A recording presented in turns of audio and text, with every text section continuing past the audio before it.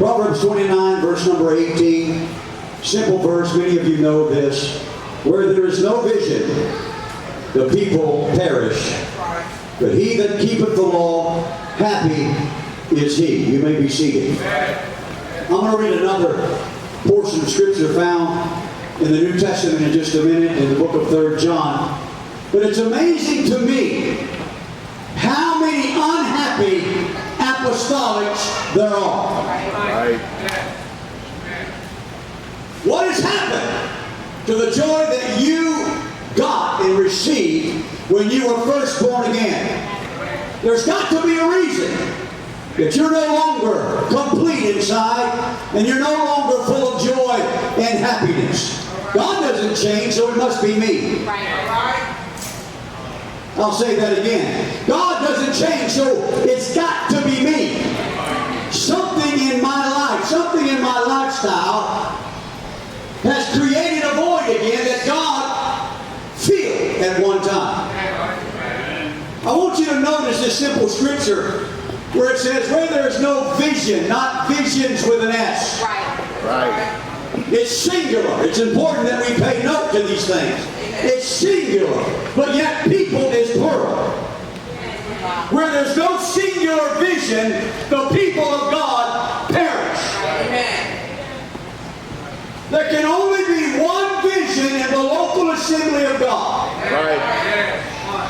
Amen. Amen. You can't have your vision and another have their vision. It's got to be God's central theme vision if we are not to perish. That word perish, let me tell you what that word means. Some of you may think you know what that means, and you're probably close. In the Hebrew, it means basically to go back. Without a vision, the people of God begin to, can I say it this way, backslide. Amen. It's the vision that God plants in the local assembly that keeps us committed and looking towards the goal. It was the promise of the promised land that kept the people going forward in the midst of difficulties and the wilderness. It's when they lost sight of Moses' vision that they began to perish, and everyone except for Joshua and Caleb, 20 and above, died because they did not keep committed to the vision. Simple. Simple. I'm going someplace today, and my thought today is simply this. Don't perish. Amen. Prosper. Amen. Don't perish. Prosper. Why is it that so many apostolics are getting lukewarm? Why is it? Because somehow they're letting go of the vision. They begin to say, well, I don't know if that's really the vision that God gave him. Let me tell you something. When you're committed to God and that vision comes, you're going to support that no matter what, to the best of your ability. And I have seen those that do, those that stay behind the vision, those that are really involved in the vision. They seem to stand, they seem to prosper, they seem to do well. But those that don't, they seem to get further and further away from God. I may bring in a second thought. I know it's going to be difficult, and that's really something you're not supposed to do. But if God lays on my heart something, I'm going to go there because God has touched my heart. Because too many precious people of God are perishing. Perishing. You know what keeps sin out of your life? Keeping your eyes on the vision. Right. Amen. Amen. The Bible says if I'd have been mindful for the country that I came out, I would look for opportunity to come back. But if I'm not mindful of it, if my mind is stayed on the vision of whatever God has given the pastor, then I don't want to go back. I don't want anything of the world.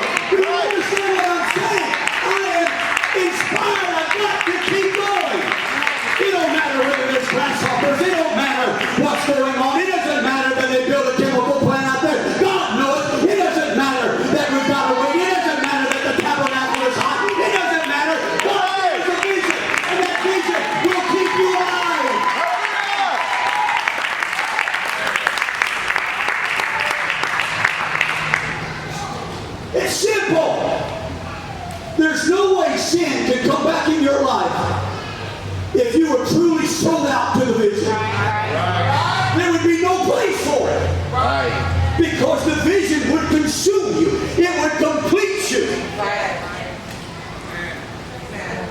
All right, I'm going to call in the Master Sergeant here, Sergeant.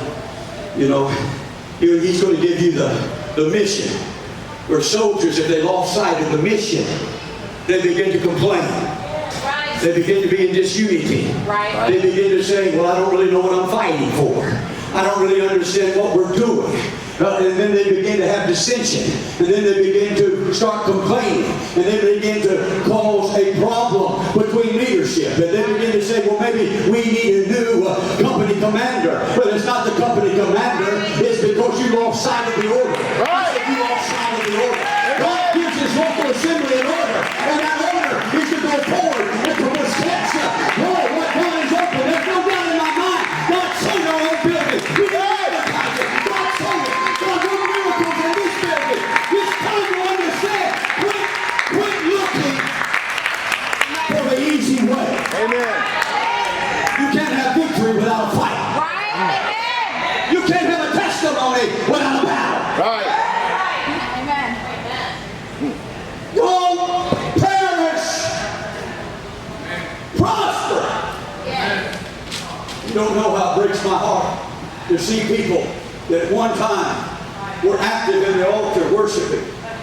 And now they're content to sit where they're at, trying to find every reason of an excuse to make themselves feel better. Right.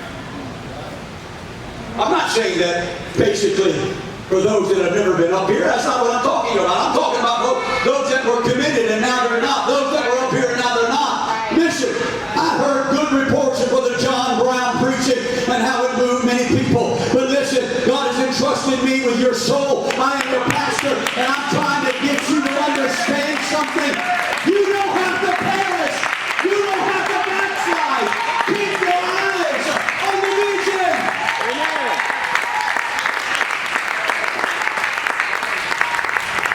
Very simple. It's not hard. It's not algebra. It's not physics.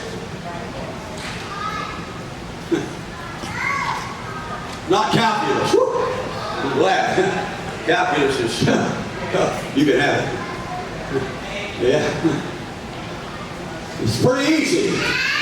God places a dream in the pastor's heart. That's my dream. Right. I'm not saying you can't have personal goals in the Lord to complete, but it cannot supersede the dream of the church. It cannot come before the dream of the church. Because then you'll be lifting yourself up and you'll be perishing. The dream that God has given to Moses or whatever local pastor, that is the dream for every saint of God that God brings there. Right.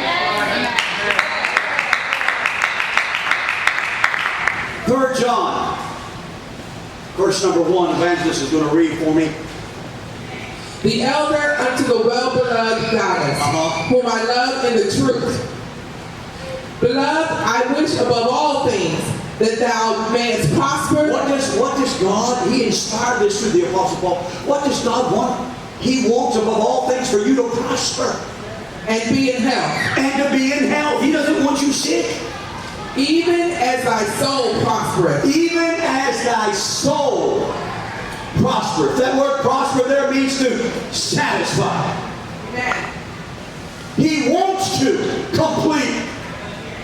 I can look at some of your eyes today. I can feel some of your hearts. And right now you have such a defeated outlook. Whatever you're up against, I'm not dismissing it. I'm not minimizing it. But I'm going to tell you right now, my God hasn't changed. He's still the same as He always been. And I'm going to tell you, you know why Joshua and Caleb got to go in and nobody else did? Because listen, Moses, that's what God told you to do. Let's go take it. Let's do it. I don't care what the other pen says. I don't care the grasshoppers in their sight. I don't care. God, you said it. I'm going to take it.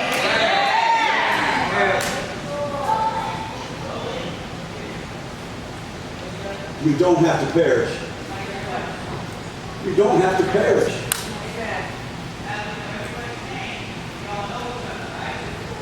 For I rejoice greatly when the brethren came and testified of the truth that is in thee. See, we have truth. In us. We have truth. Yes. It's in us. Amen. Even as thou walkest in the truth. But you got to walk in it. Right. Just to know it doesn't do any good. You got to walk in it. Right. Amen. Too many apostolics are not walking in the truth that they once received. Amen. Truth doesn't change. That's right. I don't know if you heard that. Amen. Truth remains truth forever. It does not change. Amen. Go ahead. One more. Give me verse for number 4.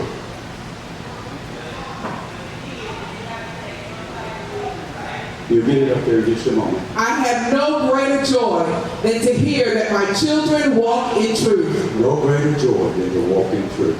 You want to please God? You want to really please God? Not just know the truth, but walk in it. Amen. Stay committed. Stay dedicated. It's not always easy. It's not always easy. There are things that come against us. Outside factors, inside factors. Right. The factors we call people. Amen. Yes. Look at how many times they rose up against Moses, but Moses stayed committed to what God gave him. Joshua got to take over, but if Moses wasn't committed to keep going the way that God wanted him to go, Joshua would have nobody to take into the promised land.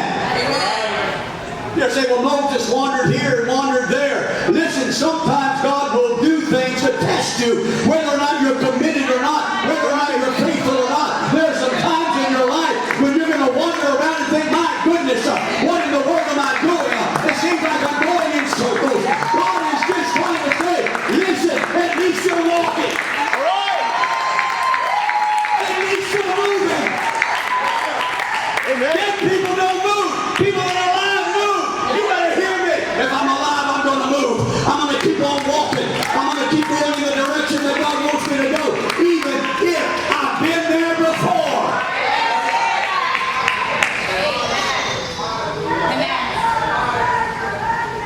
Okay, I'll give you a news flash. When Jacob came out, he stopped at a place, had an encounter with the angels, up and down. He spent some time with his uncle, I believe. And then he became his father-in-law. Of course, he was deceived because he was a deceiver. It is, you read what you sow. But when he came back, he stopped at the very same place and wrestled with God. It's okay to visit the same place. It's okay to return where you first encountered God and reconnect. And say, God, I'm not ready to go until you bless me. I know I'm there that night. That commitment down. But I'm here to renew it. I'm here to speak it. I'm here to get a hold of it. How the marriages stay together. This is because of that gushy motion called I love you. Believe me, there's sometimes I don't hear that I love you. I got it coming. I got it coming. That doesn't mean she doesn't love me. She's not out of place to tell me she loves me. I got it coming. And there's times in your walk with God that you might not hear him say, I love you. But that doesn't mean he loves you.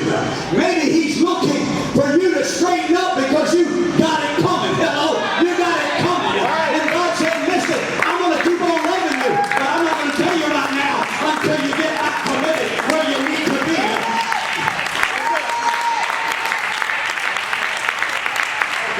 Okay. All right, some of you, thank you. I appreciate that. But some of you married folks, evidently, you don't want to admit that you've ever had that time. I know they did. They may have been once, but they had at least once. So how do I make this right when I got it coming? I come over here and say, dear, I'm so sorry.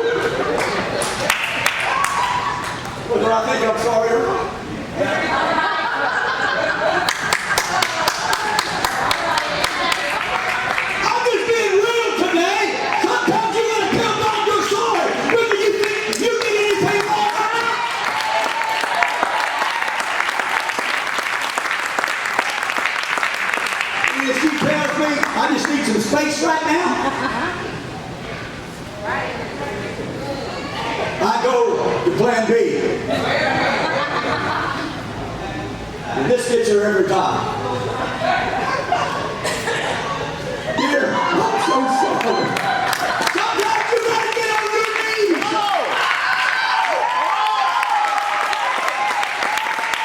Sometimes you gotta humble yourself. Sometimes you gotta realize.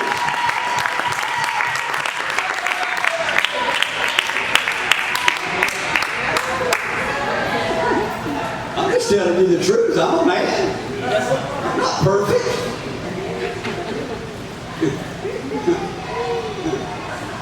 She immediately says, "Get up from there." She's talking to me. We're on the repair. Come on, all right. When God starts talking, I'm on the mend. Oh, hallelujah. You don't have to perish. You can prosper.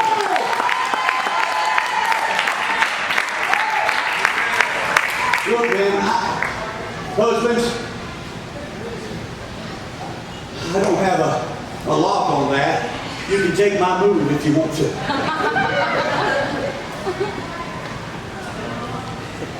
You don't know how it keeps me up. You don't know what it does to my heart. Some may say, they can just say, well, it's their choice and just let it roll off their shoulders. But I don't have that heart from God. You understand? I don't have that heart. I can't do that. When they begin to go the wrong way, I understand something's not right. Something, and it cannot be with God. It has to be with the individual. No matter what somebody's done, I have a choice to overcome that and stay committed. Amen. So I pray.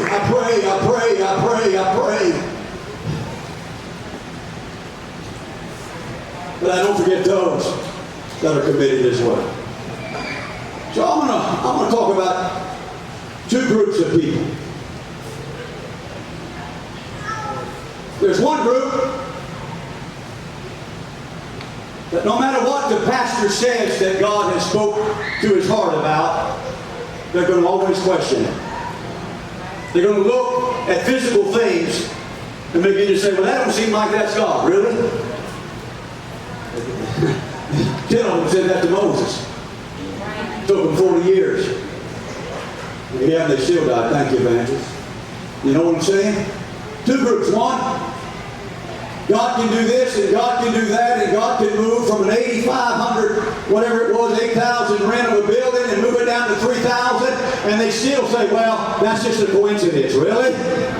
Let me tell you something else you may not know. The real estate agent sent me a contract while I was in the Philippines, and I don't want to cause any problems with anybody. I want to try to maintain my testimony, and the rent went up to 3,500. So I went ahead and signed it. Sent it back, thinking, okay. But I knew in my heart the pastor next door didn't know anything about it. And I knew I had to be wise. So I text our realtor, Mr. Kim. Not one time did I ask him to say anything. I just said to him, if Pastor G finds out, you tell him I have nothing but the highest respect for him, and I know he knows nothing about this. Never, not one time did I say, would you talk to Pastor G? I accepted. Do you know, he called me while I was in the Philippines and said, well, I just happened to mention it to Pastor G. Yes, sir. And I knew he would, see. Yes, sir. Pastor G said, what am I going to do? Give him money back? Mr. Kim said, no, you need to go down there and talk to them. So he went down there and talked to them. Long story short, he told Mr. Kim to tell me, do not worry, the rent's going to remain $3,000 no matter how long we got to stay here. Amen. I don't know what they're going to try to do when I get there. I don't understand how a realtor can raise the rent without the owner knowing it. That's not my business. I just know God is still moving. I know God is still moving. Every problem we come up with the building process, God is showing us how to overcome it. I'm talking about you got to be committed. The other group are those, they may not understand it. They may not even like it. They may not even agree with it. But they begin to say, you know what? If God gave that to our pastor, I'm going to be sure I follow it, do what I can to make it happen. Let me tell you what happens. Now you listen to me. If you've been in this any length of time, what I'm about to tell you, you'll know is absolutely true. Absolutely true. Those that do not keep the commitment, they become disgruntled, they become miserable, they become complainers, they look at faults in everything that's going on, and eventually try to find fault with the pastor, just like they did with Moses. They begin to look at individuals and begin to point out their sins. You know why they do that? They are so unhappy, they are so miserable with the serious issues in their own life that they have got to somehow mask it by finding fault with someone else. But you take the same person that sells out to the commitment, they come in with a smile, they come in with joy, they come in praising God, they come in with a kind word, they don't begin to complain.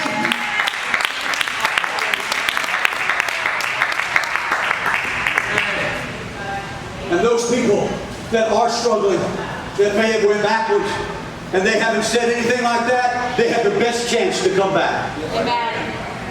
The best chance to come back. If they're saying the church never did anything for me, it's because they got issues in their own life, sin in their own life.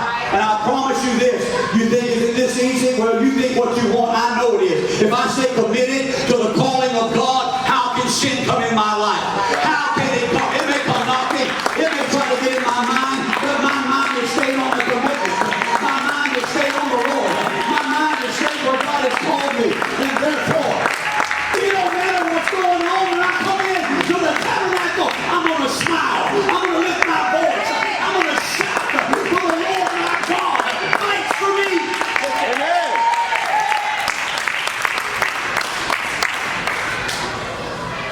No matter how I feel. It don't matter what somebody said. When I get here, I'm home. Amen. Right. Amen. Some of you may not feel that way, but I love this place. Amen. It's not the building I love, Right. not the chairs they're sitting on. Amen. I love the presence of God. I love being with Him. I love working in my life. Before I get to giving you some biblical examples of what I just told you to be true, stay with me, because while I was over there, the Lord began to deal with me about our young people and our young adults. You don't have to perish. You don't have to do things wrong. You can prosper. You youth, you young adults, you can set this city upside down. You have the potential of causing revival wherever you're at. Get recommitted. Get refocused. Come on, get back on board.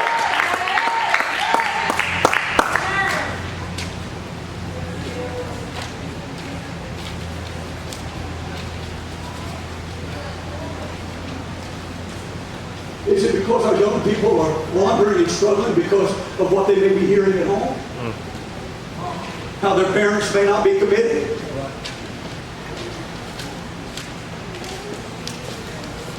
Why? It's a good thing for me. You know why they seem to backslide so readily, young people and young adults? Because they don't think they're important to the vision. They are important to the vision. Those under 20 got to go in. They were the next generation. They begin to conquer. They begin to take over those things that were good for them. Come on, somebody. I'm not building this temple for me. I'm building it for your children. Your grandchildren. Number 16 tells us about Korah, the Levitical priest. He gathered 250 people.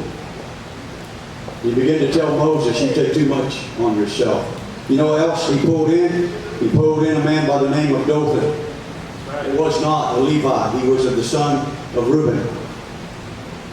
You see, your lack of commitment affects others.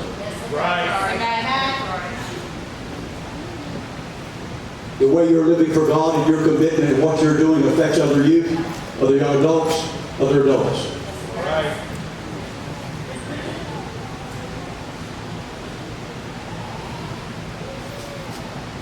Listen to me, sweet pea. We can choose to quit having our pity party and start rejoicing that we're still alive and renew the hope that's in us. Or we can wallow in our sorrow and become increasingly more unhappy. God has given me that choice. Joshua chose the right thing. Not only for him, but his family. Korah, his family, and those that came, all of them were consumed. They perished. Miriam, Moses' wife died. He was free to remarry. Well, he happened not to marry a woman that they approved. Read it. Miriam got upset because he married an Ethiopian woman. Then she went on to say, you take too much on you. Moses, God has not just spoken by you, he's spoken by us. And the Lord heard it.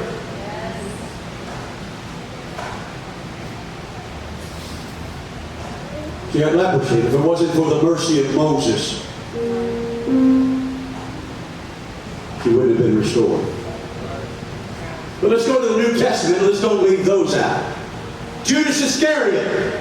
You know why he betrayed the Lord? Because he didn't catch on to the vision.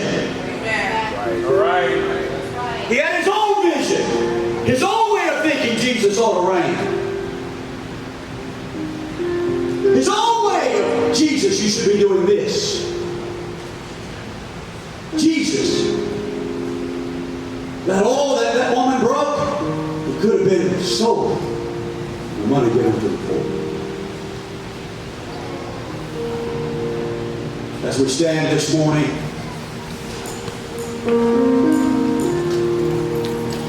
he was paid for his betrayal. He got a little bit of money, he got a little bit of joy in the world for a while. 30 pieces of silver. Finally, he brought it back and gave it to them, but they wouldn't take it. And he was so distraught that he didn't keep the vision, that he went out and hung himself.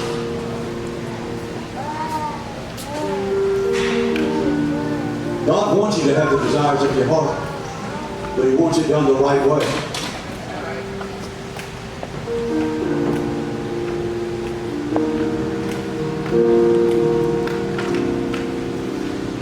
The Lord dealt with me about this because I see too many precious people going backwards.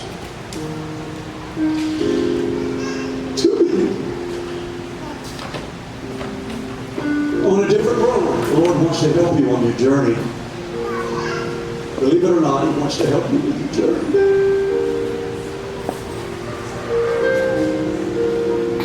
But he can't do that if you're doing your own thing.